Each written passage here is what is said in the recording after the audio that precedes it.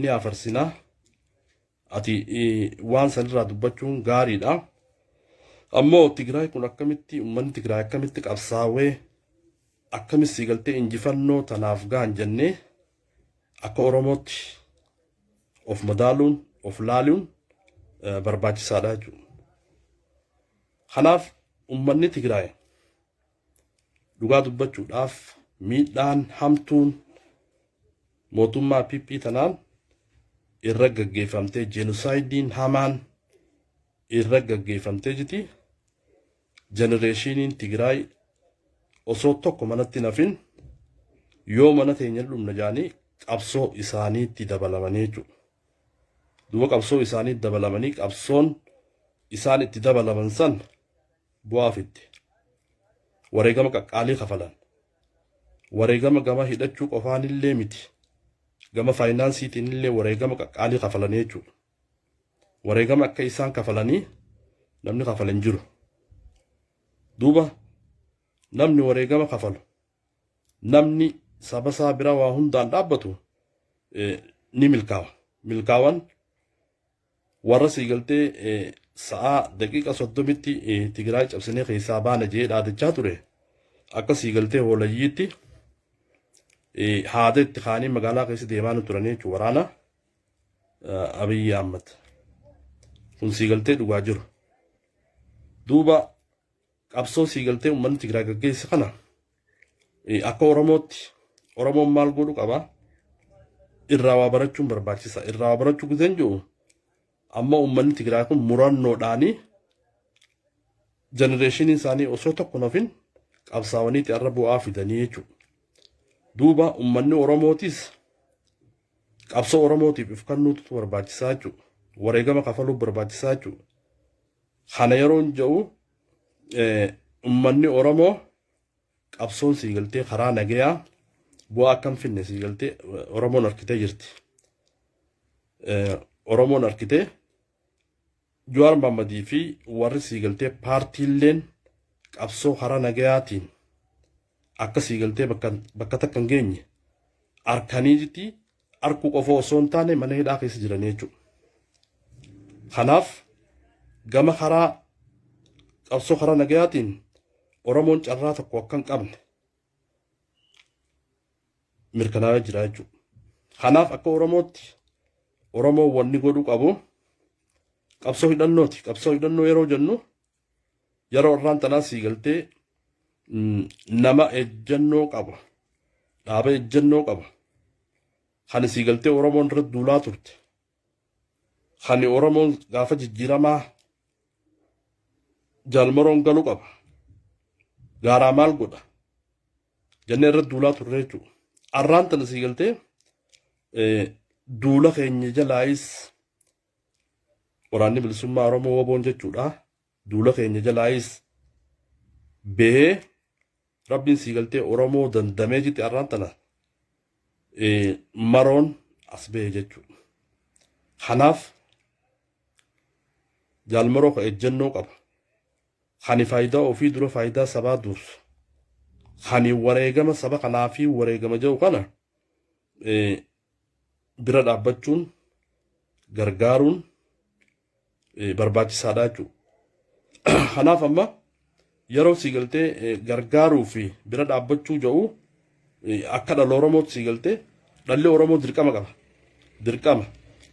Waraana bilisummaa Oromoo gargaaruun maroo gargaaruun of gargaaru. Lubbuu ofii gargaaru.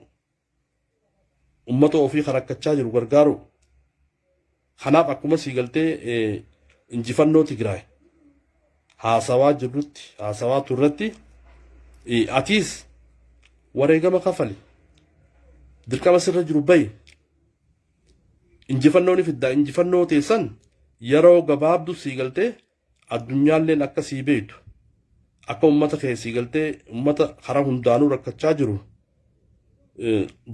bilisoomsinu godhuu ni dandeenya jechuudha. Kana godhuudhaaf diinagdeedhaan tattaafachuu siigaltee gama biraatiin dargaggeeyyiin Oromoo waboo bira dhaabbachuu kana jechuun carraan Oromoon qabdu.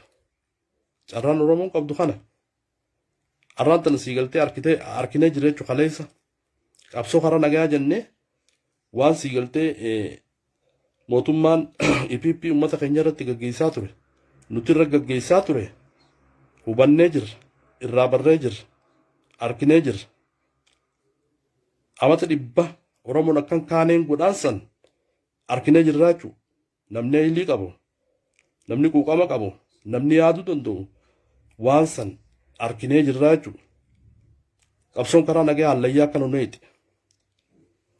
hallayyaan huneetee rabbumaatu siigaltee gurbaa kana waraana bilisummaa Oromoo jaalmaroo fa'a rabbumaa gaaratti hambisee gaa inninis ejjennoo qabuun hafee arraan tana siigaltee Oromummaa fi Oromoon jiraachaa jirti malee silaa akka siigaltee mootummaa PPtiin generation Oromoon jirtu jechuudha. Kana siigaltee ni dandamanne. Kanaaf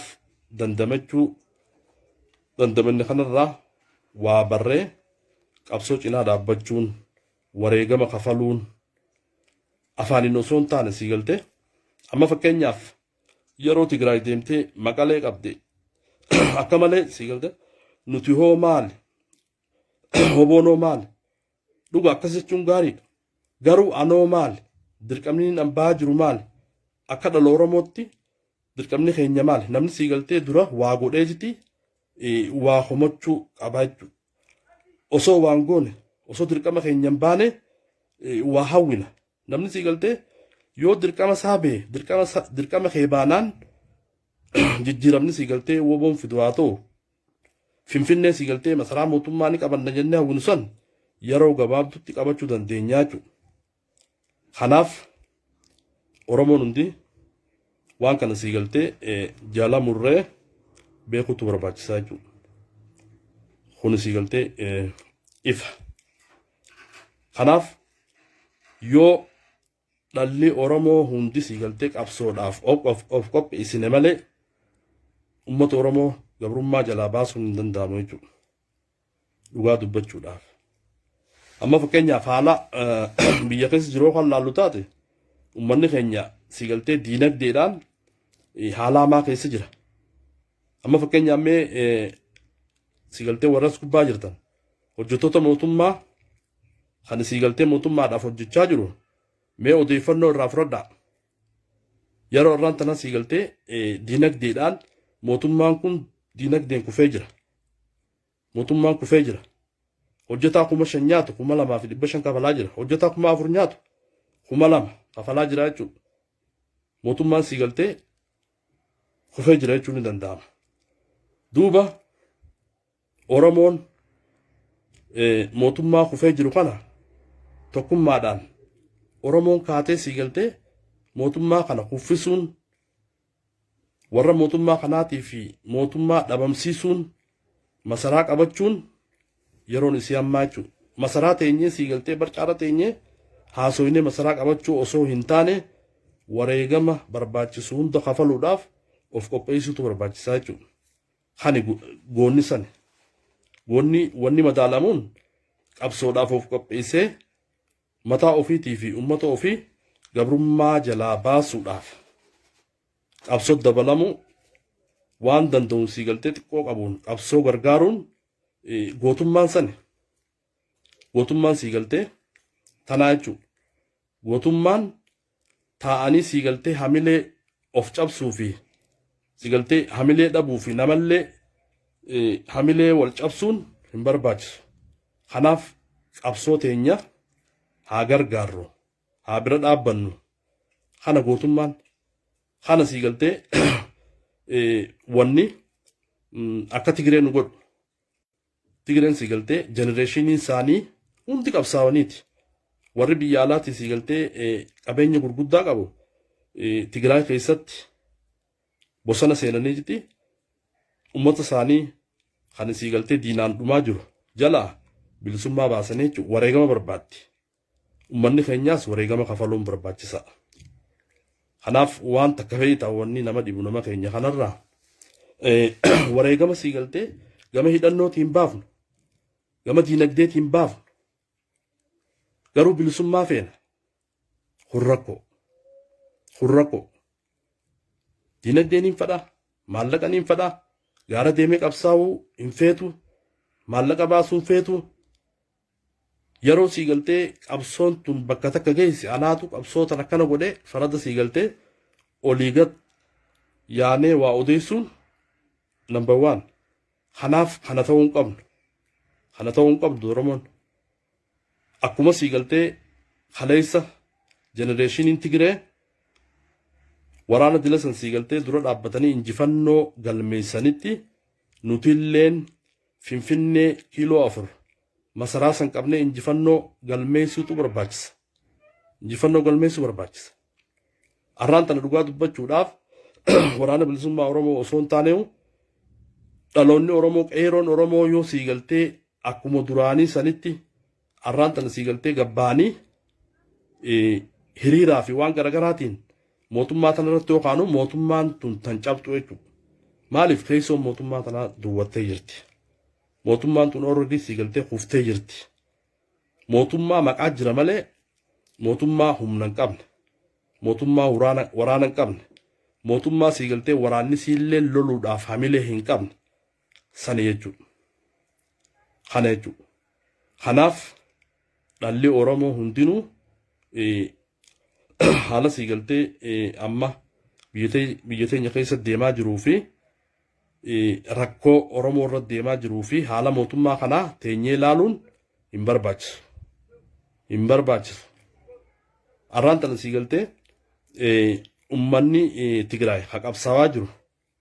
Yeroo takka takka sii galtee waan haasofnu jira jechuudha. Tigraay naannoo sibichaa bilisoomsattee jirti. Achitti oolti jennee haasawaa jira. Yoo sii galtee dhalli Oromoo fi Oromoon kan laaffattu taate arrallee TPLFilleen Oromoo qabuu numa feeti. Itoophiyaallee qabuu numa feeti.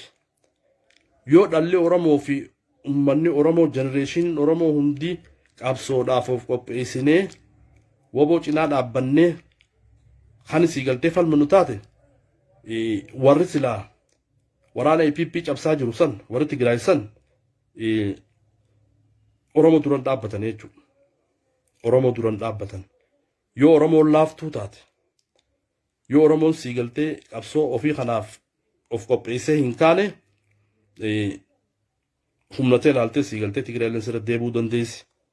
Kanaaf Oromoon sii galtee qabsoodhaaf of qopheessuun barbaachisaadha. Ha'uun barbaachisaadha. Haasawuu sii galtee barcaarraa dhiisuu qabna. Waan dandeenyuun woboo cinaa dhaabbachuu wareegama kafaluutu barbaachisaa jechuudha. Kana gaa gootummaan. Kana gootummaan.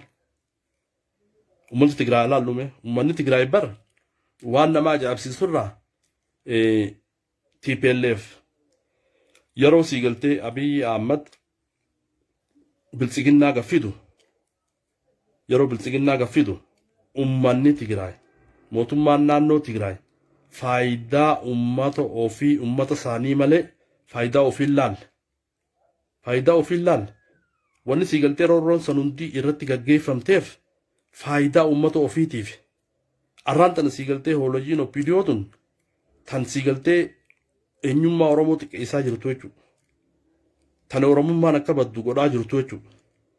Tun sii galtee hoolojjii. Hoolojjiin Oromoo naa dhabamtuu jaanillee warra sii galtee harka dheetuma.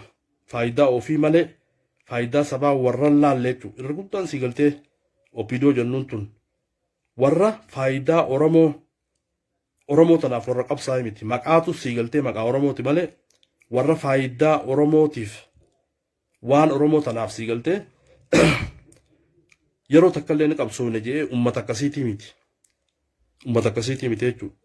Uummanni Tigraay ammoo faayidaa uummata Tigraay. Faayidaan uummata Tigraay sii galtee akkamitti tuqamti? Sirni Minilikka duraanii san mootummaan EPP tun akkamiin irra deebiftii jaanii sii galtee faayidaa ofiitii fi aangoo ofii dhiisanii gaara filatanii jechuudha. Gootummaa uummata kanaa laalaa. Uummanni kun haalaan goota. Oppiidiyoo kan laallu taate faayidaa uummata Oromoo eegsisuudhaaf guyyaa tokkollee warra qabsaa'ee beekuu miti. warra kaleessallee Oromoo diinaaf kannaa ture. Warra kaleessa siigaltee deninnatii mootummaa wajjin Oromoo hidha guuraa ture. Oromoo ajjeessaa ture. Oromoo biyyaa baasaa ture. Arraan tana TPLF yeroo cukutte juntaa jaanii warra siigaltee akka Tigraay jenosaayidii kophaa isaanii gaggeessetti warra qomoo dhaawatu kunuu siigaltee ummataa uummanni kana uummanni OPDO kun. Kanaaf isaanilleen warri EPP Oromiyaa warri OPDO kun deeggartoonni isaanillee wanni beekuu qabdan kaleessa siigaltee Oromoo irratti TPLF qabatanii jenosaayidii gaggeessaa turtan. Arra siigaltee mootummaa Amaaraa dhaabbatanii Oromoo ajjeessaa turtan. Eenyummaa Oromoo xiqqeessaa jirtan. Oromoo fi Oromiyaa balleessuu irratti halkanii guyyaa hojjechaa jirtan. Duuba akka kaleessaa sanitti shira daleeydanii Oromoon isin hin dhiiftu. Warra deeggaraa PP warra jennu. Warra mootummaa warra PP Oromiyaa kana. Warra siigaltee Oromoon yeroo duute karaarra baateeti dhumtee baga dhumtee warra jiru. Warra yeroo sheeyinii mootummaan tarkaanfii irra fudhate sheeyinii mootummaa irra du'aa godhee baga dooreetan seera jalaa hin baatan. Dhiifamni kaleessa siigaltee ashaagireen ittiin nu shaxe san ittiin nu gowwoomsan arraan tana hin jiru. Arraan tana tokko tokkotti akkaataa badii teessaniitti seera jalaa hin baatan. Bakki itti galtanillee hin jiru. Tigreelleen gaafa siigaltee jenosaayidii gaggeessaa turte maqalattiin galaa jettee yaadaa turte. Isin duuba warri PP warri kaleessa nama ajjeessaa ture. Warri arra biltsiginnaa wajjin nama ajjeessaa ture. Nama ajjeessaa jiru har tokkoon dheeytan. Seeraaf isin dheeysinaa jechuudha. Tarkaanfii isinirra fudhannaa jechuudha. Hara tokkoon dheeytan. Kanaaf chaansii takka hin qabdan jechuudha amma booda. Gama uummata keessanillee deebi'aa namni isin hin jiru jechuudha. Maaliif yakkamtoota? Yakkamtoonni sa'a 11tti yeroo sa'aan bari'uudhaaf deemtu tanatti gamana deebi'aa gama uummata keessanii deebi'aa isiniin hin jennu. Siigaltee chaansiin akkasitti isinii Oromoon kannitee turte itti fayyadamuu hin dandeenye. Kana booda siigaltee waraanumaa fi mootummaa tanaa wajjin dhabamtanii jechuudha. Kana chaansii tokko hin qabdan. Yakkamtoota akka seera addunyaattis seera jalaan baatan namni siigaltee jenosaayidii gaggeesse aanarra eegalee laanqaa federaalaatti jalaa ba'uu hin dandeessan. Deeggaraan siigaltee EPP illeen warri siigaltee dukkana keessa dhaabbatee ija babaasu. Dukkana keessa dhaabbannee ni arkina warra jiru warri siigaltee biltsiginnaa kun ummata siigaltee humaa takka hin beekne. Yoo fakkeenyaaf Abiyyiin gubbaarraa waanuma takka dubbate sanuma jechuun akka siigaltee nabiyyiitti warra akkasii jechuun hoolayyii humaa hin beekne. Warra humaa takka keessa hin jirre. Warra waa deeggaruufillee waa addaan baafachuu hin beekne. Ummata akkasiiti. Yeroon siigaltee bari'uu dhiyaattee jirti.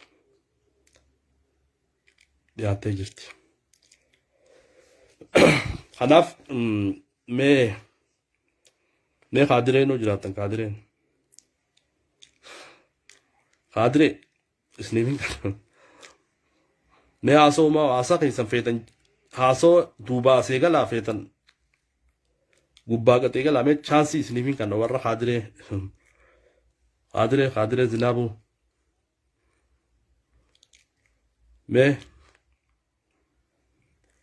mul'ata. Obbo mul'ata.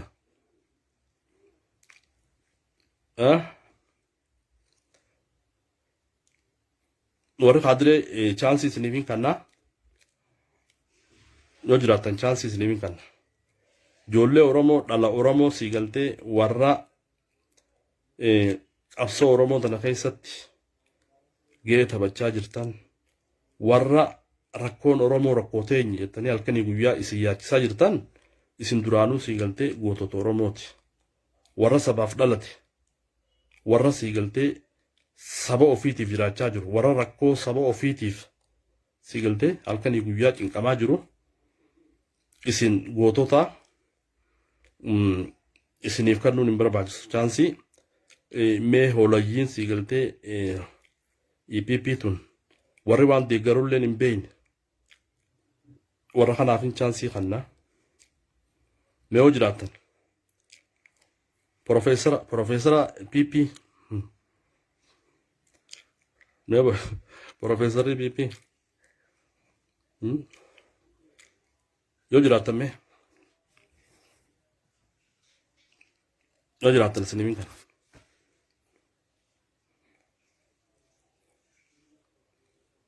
hayyee akkuma walii galaattu haala qabsoo Oromoo kan jiru kana ummanni keenya bal'aan ummanni Oromoo warri siigaltee biyya alaa jirtan warri biyya keessa jirtan qabsoo teenya cinaa dhaabbachuu qabnaa waboo gargaaruu qabnaa qeeroon Oromoo ijoolleen teenya teessanii dhumuun qabdan mootummaan kun siigaltee mootummaa hamaadha mootummaa kufaa jiru mootummaa siigaltee qabsoo teenya xiqquma barbaadu jechuudha. Kanaaf qabsoo teessan bira dhaabbachuun dirqama. Dhaloonni Oromoo biyya alaa jirtanis qabsoo Oromoo tana gargaaruun bira dhaabbachuun barbaachisaadha jechuudha. Dirqama keenya baanee mee waan dubbannu haa dubbannu akkasi beektaa gootummaadha. Namni dirqama ofii beekiti yoo oboo kobachuu taates ni komanna dirqama keenya baanee ammoo haa komannu. Oboon akkami Finfinnee nuun seeniin akkami mataraa nuun qabin jennee komachuu nu dandeenya. Akkami komanna duuba dirqama keenya haa baanu haa gargaarru kophee haa binnuufi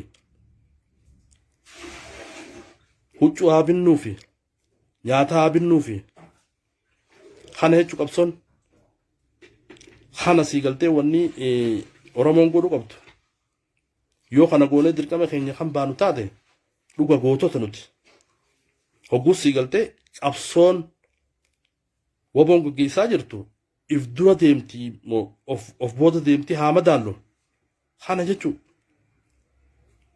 kana gaa osoo kanan goone Tigraay Maqalee qabatte Oromoon akkamittiin deemne waboon akkamittiin deemne abdii kutannee abdii kutachiifna kun hin barbaachisu dirqama haa baanu waboon deemaa jirti qabsaawaa jirti godinni Wallaggaatii fi godinni Gujii tana keessatti iddoo hedduu siigaltee to'annaa waboo jala jiran kanaaf Finfinnee waboo fiduudhaaf akka Finfinnee dhufanii siigaltee masaraa qabatan godhuudhaaf deeggarsa keenyaa fi humna teenyaan biraa dhaabbannu kana Oromoo wanni godhu qabu wanni dalagu qabnu kana humnaan osoo biran dhaabbanne qabeenyaan osoo biran dhaabbanne akkamitti siigaltee Finfinnee masaraa qabatin akkamitti siigaltee ganda tokko qabatin jennee waa hoomannaa jechuudha kun hin barbaachisu namni siigaltee dalageetiti waa baasee wareegama kafalee akkasitti yaada kannachuu danda'a. Achi booda siigaltee haalaan lume jijjiirama guddaa dhufuu ta'a. Gargaarsi keenya jijjiirama guddaa fida. Humni keenya jijjiirama guddaa fida. Kanaaf kana godhuu irratti xiyyeeffachuutu barbaachisaa jechuudha. Kana siigaltee dhalli Oromoo itti yaaduu barbaachisa. Kanaaf mootummaan kun mootummaa siigaltee hundeedhaan kufee jiru jechuudha. Mootummaa maqaan bichaan jiru ta keessoon isii duwwaa ta kaznaan isii duwwaa ta waraanni isii duwwaa ta siyaasaan isii duwwaa hoogganaan isii duwwaa san jechuudha wanni PP jennuun tun. Kanaaf kana itti aannee itti adeemnu gama biraatiin mee warri PP yoo dhuftan abbo mul'ata fa'aa deebi'amee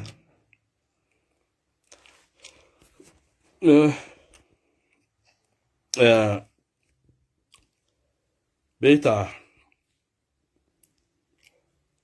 mootummaan kun siigaltee hufuusaa takka ammaas wanni nama agarsiisu ambaasii biyyoota 30 kun mallattoo guddaadha. Kun mallattoo guddaadha. Kun kufaatii guddaadha. Kun Oromoodhaaf qabsoo guddaadha.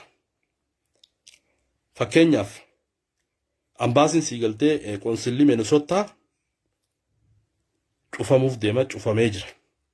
Kana yeroo jennu qabsoo qeerroo Minnesota generationiin Oromoo